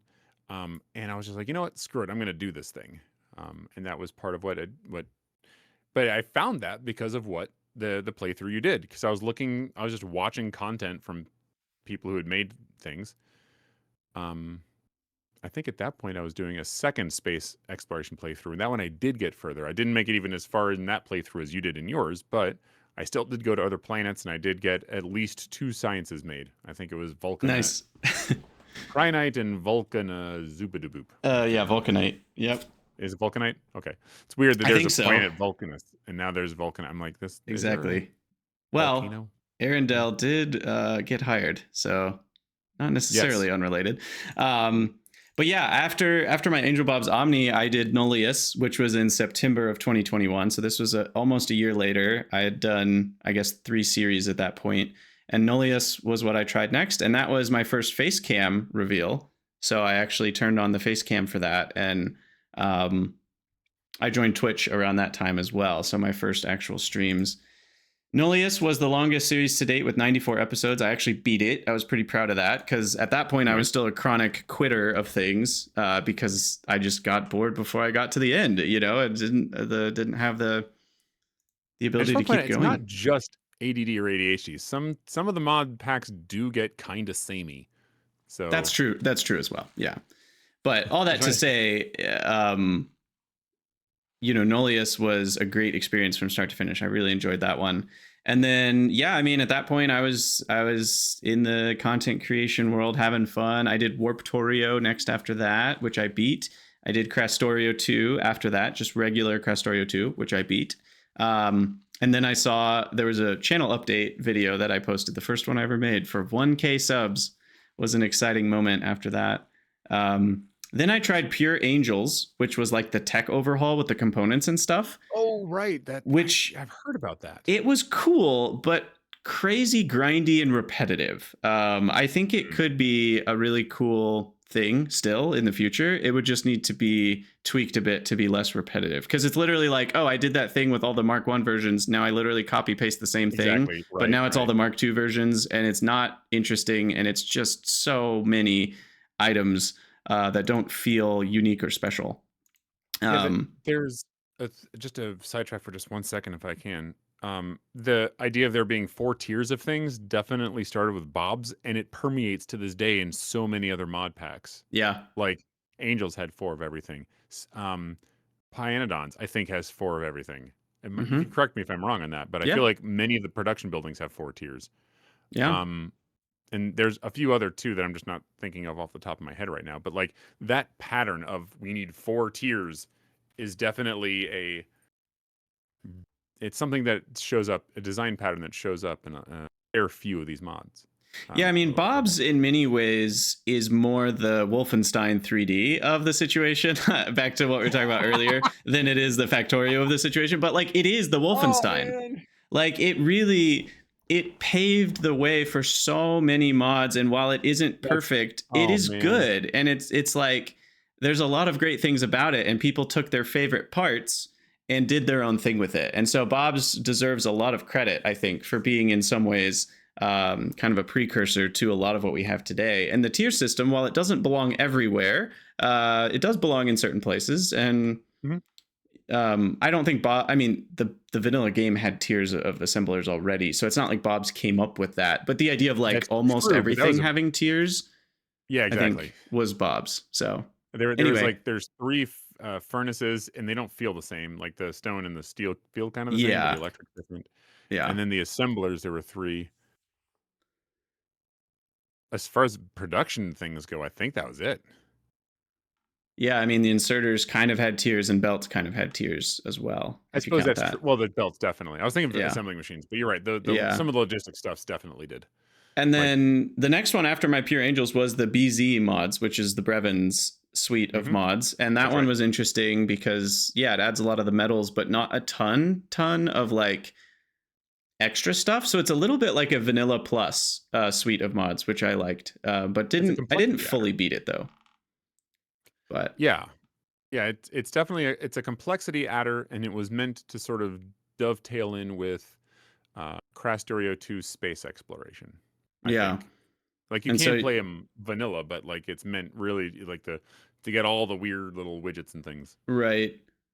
Yeah, and so I didn't get super crazy far in that, and then I did Rand Block, which is one that I kind of made up. It's the Space Block mod, but I added Recipe Randomizer, which is still a fun idea, but something pulled me away from it after only 7 episodes. I don't remember what. Sure. And then next was Pyanodon Season 2, which included alternative energy. It was right after alternative energy had released. I only made it 37 episodes. I don't remember exactly why. It might have been killed by Nomi Factory, which I was playing at the time on Twitch. And then I took a break from Factorio for a while on the channel. I played Nomi Factory, I played RimWorld, I played Space Engineers, I played Planet Crafter, Annihilate the Spans, a bunch of non-Factorio games for a while. And there's other games other than Factorio? I know. And then I returned to Factorio with, drumroll please, Galdoc's Manufacturing. Did 6 episodes on that. Then I did my any percent speed run. And then I did Classed Ore Phobic, which was fun. That's where you can't build on ore and you're surrounded by ore and it's randomized. So you have to deal with all of the ore you don't want. And that was 16 episodes, which I did beat. And then I did Freight Forwarding Krastorio 2, which feels forever ago. When I think about freight forwarding and like that playthrough and the cargo ships and stuff, in my head, that was literally forever ago. It was only 2 years ago. And yet. The first episode of that series, and there were a lot, it was 89 episodes, and the first one was on December 3rd of 2023. That was literally just 2 years ago. Yeah. That is wild. It is wild. And those of you that have followed my channel updates know that a lot of life has happened to me in the last 2 years, but it still is crazy to me that like even that feels like forever ago in terms of my internal like mental maturity almost. It feels like I've changed a lot as a person, as a Factorio player since then. And that was only a couple series ago and 2 years ago. So that's weird to think about. And then after that, I had victory on that one in March of 2024. And then I returned to Pionadon Season 2, made it to 80 episodes. But then at that point, GTNH was taking over my brain, and I also wanted to take a break before Space Age. That was when I made the decision of like, I'm going to stop here. I want to have some non-Factorio time until Space Age comes out, and played some Oxygen Not Included to pass the time. Satisfactory 1.0 came out, which was a great time, so I played through that. And then Space Age came out, did 56 episodes on that. Tried Meraxis, which was 4 more episodes, which was the water planet. And then Pi Season 3 started about a year ago, December 24th of 2024, and we're still on that one, 290 episodes later. So that's kind of my content creation timeline. Yeah, mine is much simpler. It actually starts with math. So I was originally a math content creator. So like in 2015, I basically, no, I guess that does reify the timeline some. I had moved here and I had taught for a year by the time 2016 came around. And it was like, I could get another job teaching. The place I was working at had hired me part-time. The position didn't exist when it came time to maybe get hired full-time. So whatever, I was going to move somewhere else or move to another district. And the district that I was going to work for, I don't want to say anything too bad about it in case someone knows where I live, but basically, let's suffice it to say that all the red flags were there. And I was just like, I think I'm good. Like you walk. Yeah. I don't know how much you want me to like. You don't have to go. That's yeah. You don't have to go into detail. Yeah. So I essentially had just met a new friend of mine at a makerspace here, and he was moving into a new like location so that he could work on stuff with his wife, and they were going to essentially run their business out of this place. And what they had going for them was a psych wall. And this psych wall, for those who don't know, it's short for cyclorama. And the idea being that if you put a subject in there, whether it's someone talking or some thing on a pedestal or whatever it is, you can film it and you won't see the corners of the room because the cycle is essentially where the floor and the wall meet. It's a rounded corner. And where all 3 of them meet in a corner, it's like a sphere, right? So it looks like you're standing in infinity. If you've ever seen The Big Think, it's something like that. And I was like, wow, that sounds amazing. I'd like to learn how to do YouTube videos. And he's like, look, if you come here and you basically help keep the place clean and help out around here, then you can just have you can have a nook, put a little desk there, and you can record. And so I did. And I spent about a year learning the software that I would then go on to use to make videos. This was at that time like Adobe After Effects, Adobe Mm-hmm. Premiere, Adobe Audition, Lightroom to a certain extent, which I had been using some, but not professionally, and a bit of Illustrator. And obviously, I've been using Photoshop since forever. Just I say obviously, but I had been. And I spent a lot of time learning how to do that.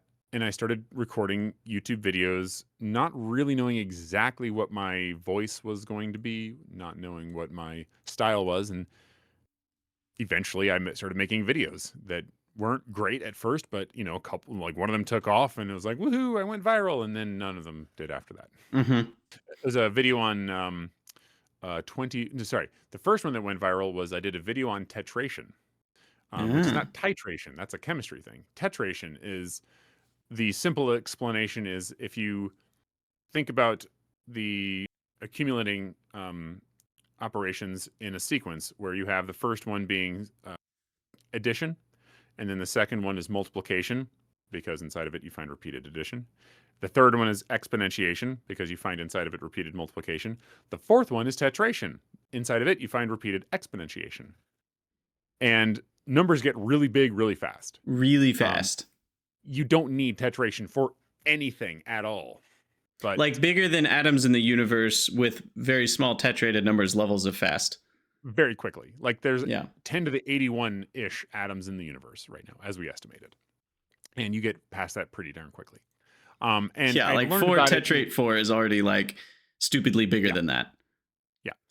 And then, but the thing is that like you need pentation actually, which is the one after tetration, in order to represent Graham's number. Graham's No, I'm number. sorry. It's not tetration. Is it hexation? I forget. Anyways, the point is that 3 up, 3, right? So Yep. 3 up 3 is exponentiation. 3 up 3 is tetration.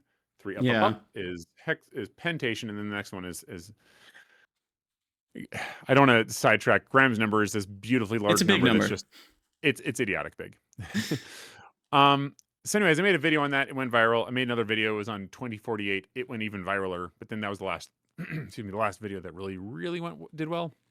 I had another one that did kind of well a few years later. But like, I spent a lot of time toiling on those videos, and it just wasn't. I wasn't getting much traction. And so that's when I decided to go back into Factorio and video game design, all that good stuff.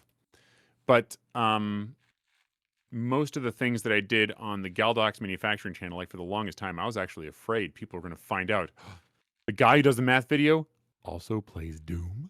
Mm-hmm. And he does modding for it. Because like when you're a teacher, you kind of have to like,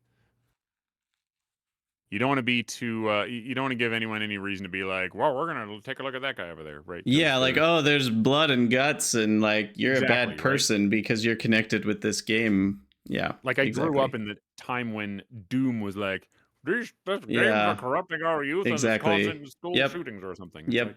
It's like, okay. Anyways, so but eventually I stopped caring, and then it's like I did both of those two things.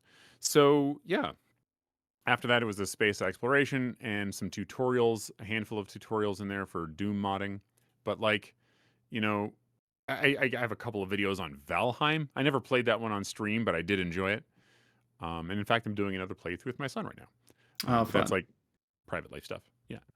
But then it's just tutorials on Blender and making some Factorio 2.0 stuffs. Like I did. Yeah, and I 2 mean, more you've worked on, as far as like, my history is filled with a lot of playing Factorio. Your history is filled with a lot of streaming, modding Factorio, or making Yes. assets for Factorio. Like you've been very That's right. connected to the Factorio world, even when not playing it, because you've Yeah. been playing a Factorio modder as you're Well, I mean, acting.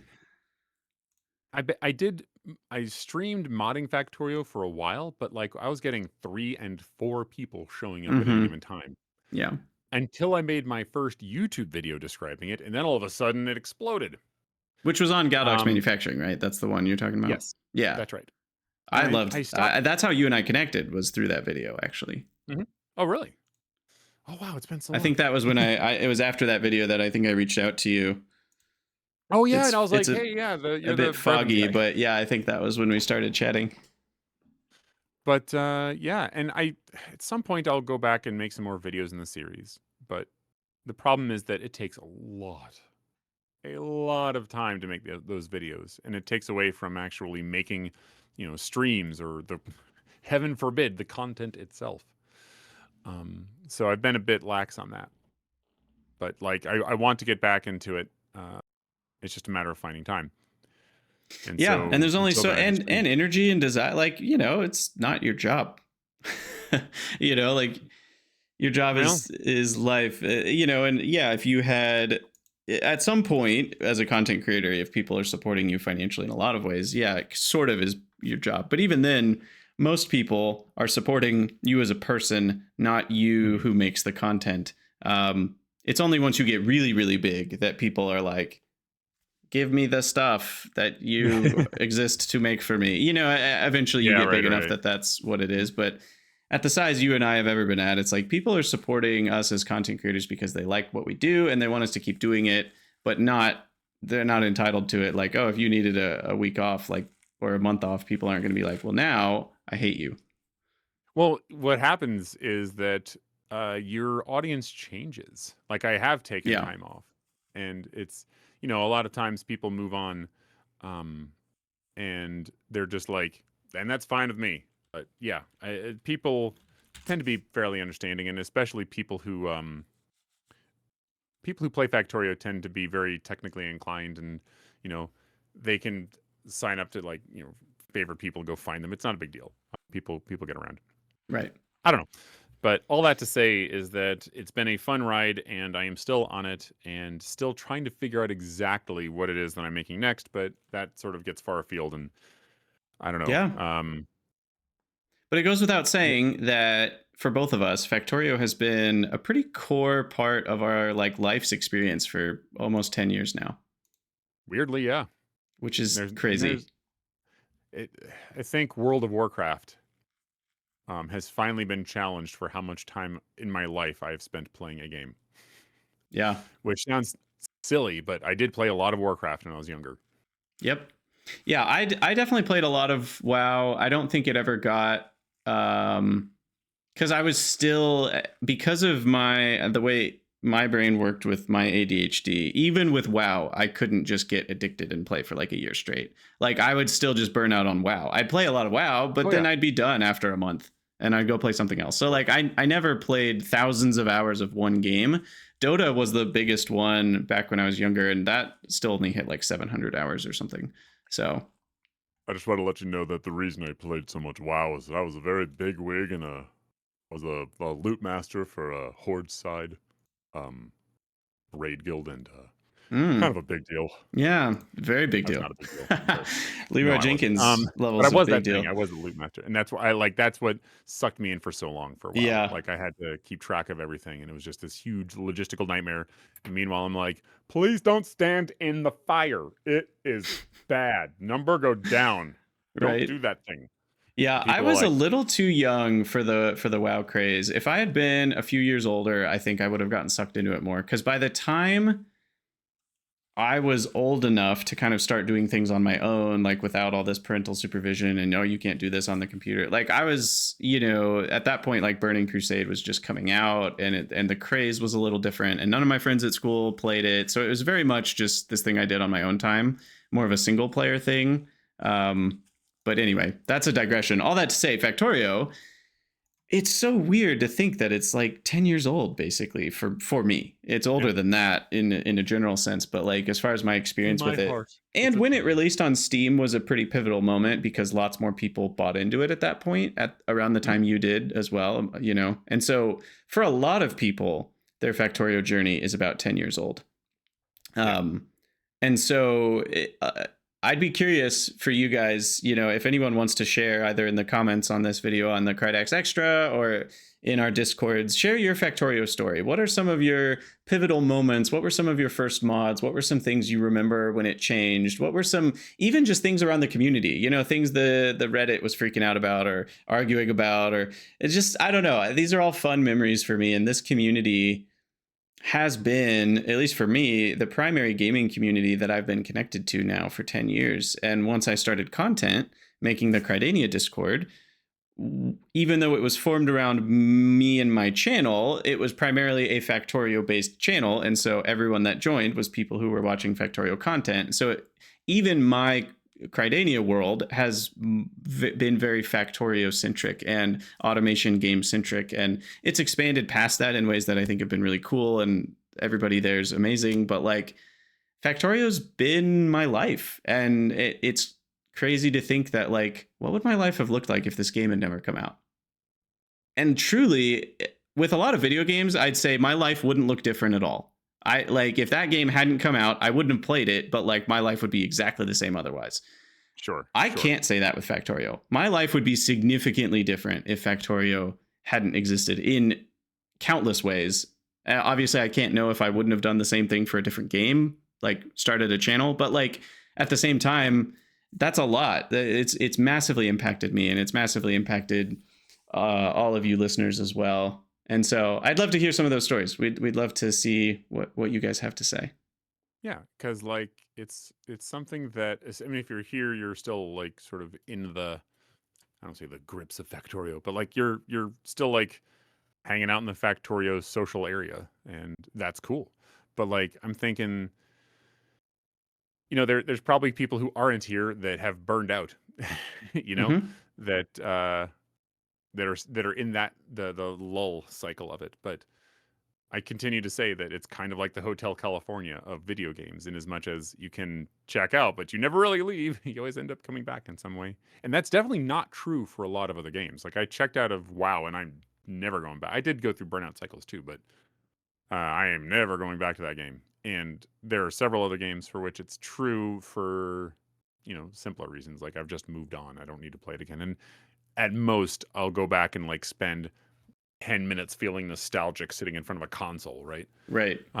Which is fun, don't get me wrong, but I'm not gonna that was a simpler time. So It was, yes, indeed. Yeah, and there's something about, it's like, it's not even necessarily that Factorio itself.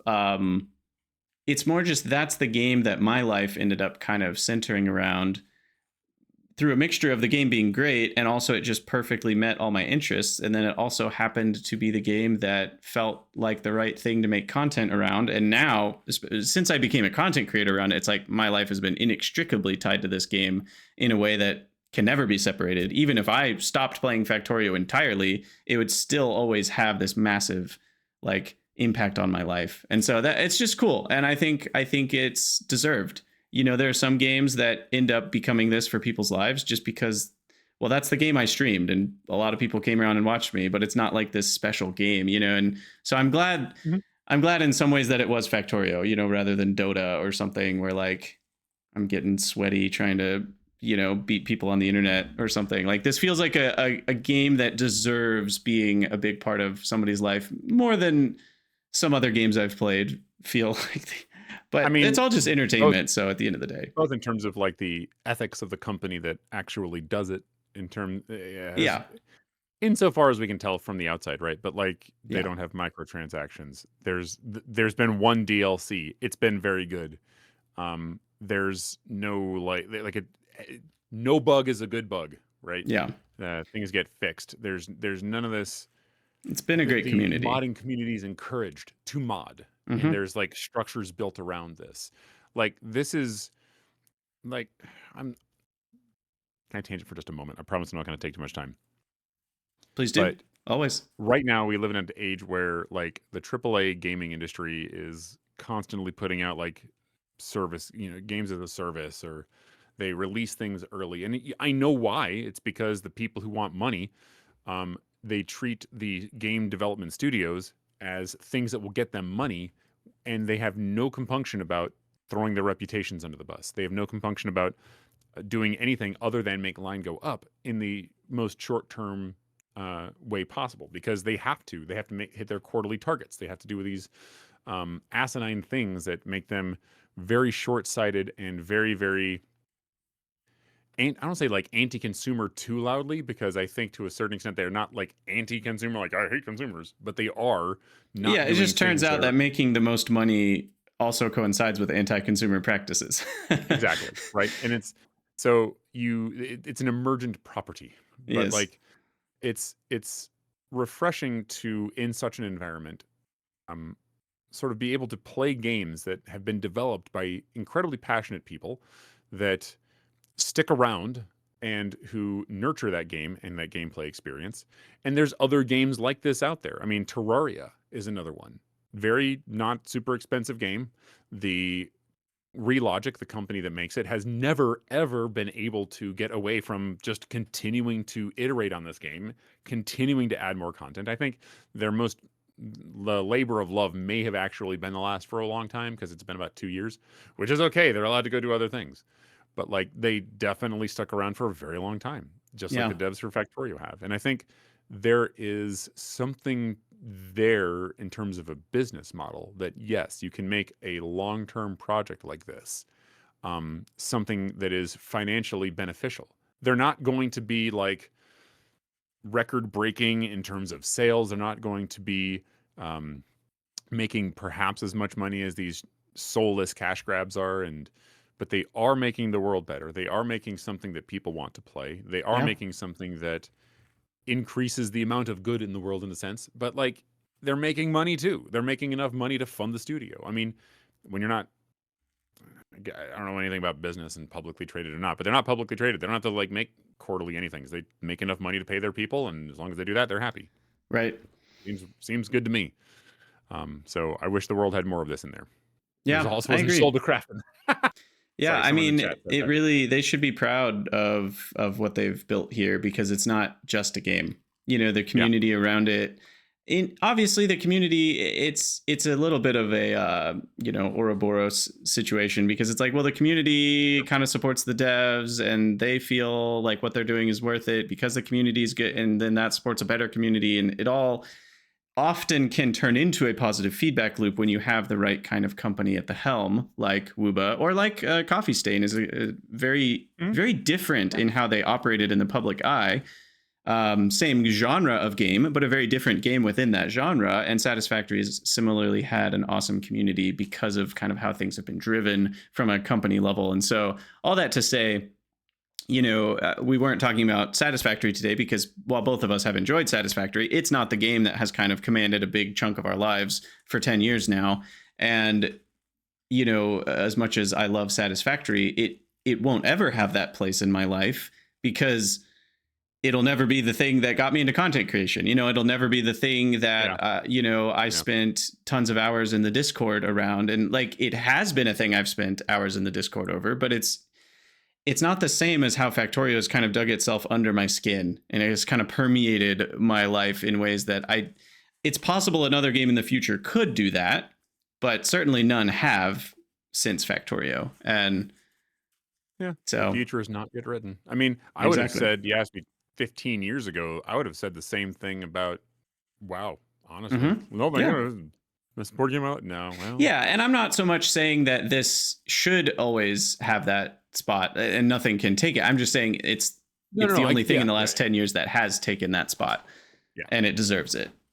Sure. Is all I'm getting at. So yeah, Factorio is great, and it's been a huge part of our lives. And I'm curious, you, the listener, what your life has looked like because of Factorio, and any fun stories you have to share. Because yeah, I love thinking about old stuff with Factorio, whether it's when a mod came out or when they released a patch and how that changed things, or what was your moment. These are the really fun things to think about. Is what were some of your light bulb moments? Those really big ahas where it whether it's you saw someone on YouTube finally, you know, connect the two splitters where you have the iron plates coming, or the iron ore coming in from one side and the coal coming in from the other on two splitters that are facing towards each other. And they're only one tile away from each other. And then there's a belt going up and a belt going down.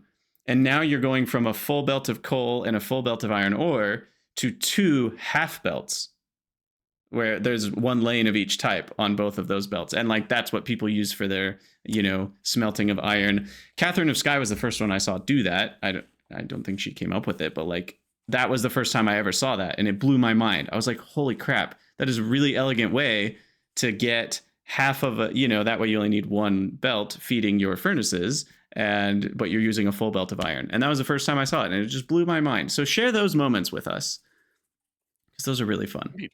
Indeed. Well, do you have any other closing thoughts, Galdoc? Well, the major thoughts, like right now, they kind of relate to where I am in the moment of playing the game. Because right now, I am probably in what I would call a burnout phase of Mm-hmm. playing the game. Because I did play like right before 2.0 came out. Um, I went and did a get all the rest of the achievements that I had never gotten run. And that included doing the 8 hour thing. And then it included the longest one, which was the green circuit, making, I think it was 20 million or something. Yeah. Um, where I just literally just let the computer play for a while. I got a huge base built from that 8 hour playthrough and I just kept letting it run. Um, but immediately after that, I started doing a space age playthrough and I didn't finish. I burned out at Gleba. I love Gleba. It's great. I love the challenge, but I tried several times to come up with a way to address the spoilage problem in my own ways, and none of it worked. And at a certain point, I was just like, I got to stop and get back to modding and such, which is what I did. But like, I've tried to sit down and play Factorio several times, and I just can't. Like, the part of me that knows exactly how long it takes to do certain tasks is like, that's going to take a while, and I've got to go pick my kids up in half an hour. Right. So, um, right now my life is not so much compatible with being able to play Factorio on my own for pleasure, but you know, maybe at some point I'll play it on stream. Certainly I enjoy it. Like I still enjoy playing it, but uh I found a lot of pleasure in modding it. And I don't think that's an evolution that everyone makes. I think a lot of people just want to only be players and they don't want to have to worry about modding it, but I think there is a subset of people who do track into modding. Yeah. And this is a hilarious thing to think about. So many modders that I know can't play the game because the Mm-hmm. second they start playing, they're like, I should be working on my mods, you know? And it's the don't ever let your passion become work kind of problem. It's just that this isn't work. It's just that the passion shifted a little bit. Like I'm Yeah. still wanting to Exactly. engage in the ecosystem just in a different way because I And a still lot do of enjoy it. And a lot of people, you know, I think it's important to talk about, you know, this was a gather around the fire kids kind of podcast anyway. And I think this idea of like, there's a lot of people who pick up Factorio and they want to play it and they want to enjoy playing it and they feel like they do enjoy playing it. But then they, like you, sit down and they mouse over the little gear icon on the desktop and they just can't double click it. Yeah. And there's something there for a lot of people, and it can be for a lot of reasons. You know, for you it could, in this moment it's a little bit of both, of like there's the modding element of like there's actually another way to engage with this game that for you is often more enjoyable or stimulating or what you want to be doing, but there's also the mixture of maybe some burnout on like I don't have time to play this game or the mental energy to put towards it. And for some Yeah. people, that modding one's not there. And for some people, the modding one's the only one that's there. But for whatever your reason is, if you are feeling that sense of like, I want to enjoy it and I want to do it, but I just don't have it, I'd encourage, you know, and this is a very general wisdom because everybody's so different. I can't offer a specific wisdom, but sit and think about it.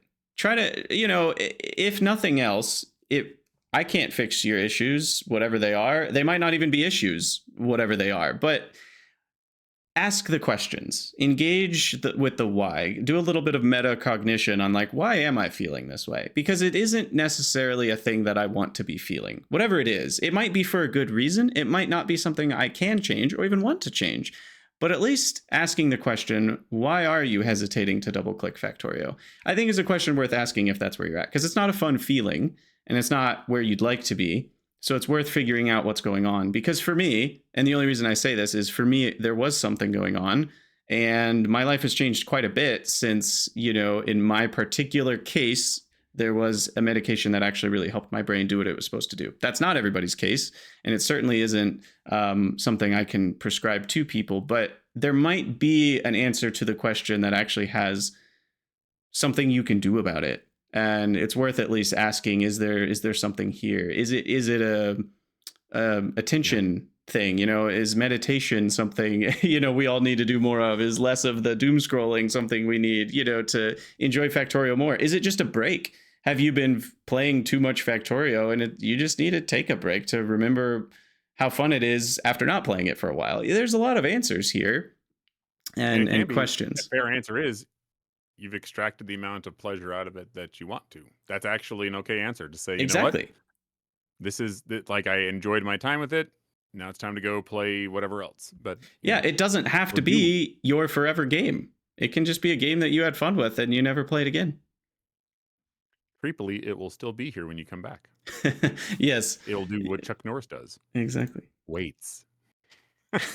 Oh my. Wow, I haven't heard a Chuck Norris joke in like 20 years. That's a blast from the past. Indeed. To remind us we're old. But yeah, we'll wrap up the podcast here. This has been a really cool chat with you, Galdoc.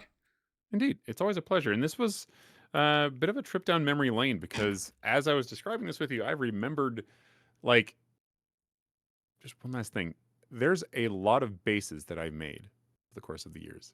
Mm-hmm. And I can't share them with anyone. The save files are defunct. I can't even open them. I could probably find them and I can probably like downgrade to a version or whatever. I don't know. But like there are things that are in my headspace only, which differs from the stuff that I shared with people as I streamed it. But it's been fun today because I've actually I have visual memory of what they look like. Yeah. Photographic memory. But you can see the base in your head and you're like, wow. Totally. That's the base that I stopped and restarted because my bus took a second turn and I just was so fed up with this that I just wanted to do it again. Whatever. So yeah, it's been good. Yeah, a good bit of nostalgia, hopefully, for everybody today, and Indeed. Nostalgia is a lot of fun once in a while. So yeah, share your Factorio stories with us, and we'll wrap this up here. So as always, if you'd like to support the cast, head over to patreon.com/Krydax or support Galdoc on Patreon with the link below. Thank you, Galdoc, for hanging out. This has been a lot of fun. Thank you for having me. It's been great. Staying cozy with our memories and stories, and we will stream again the podcast on the third Monday of the month, which will be December 15th, and that will be the last one of the year, which is crazy. As always, if you have any ideas for topics, questions, or ideas for guests to have on the podcast, head over to the Krydania Discord and let me know there. Share with us your Factorio stories, and thank you guys for listening. We'll see you next time. Always remember, the factory must grow. Take care.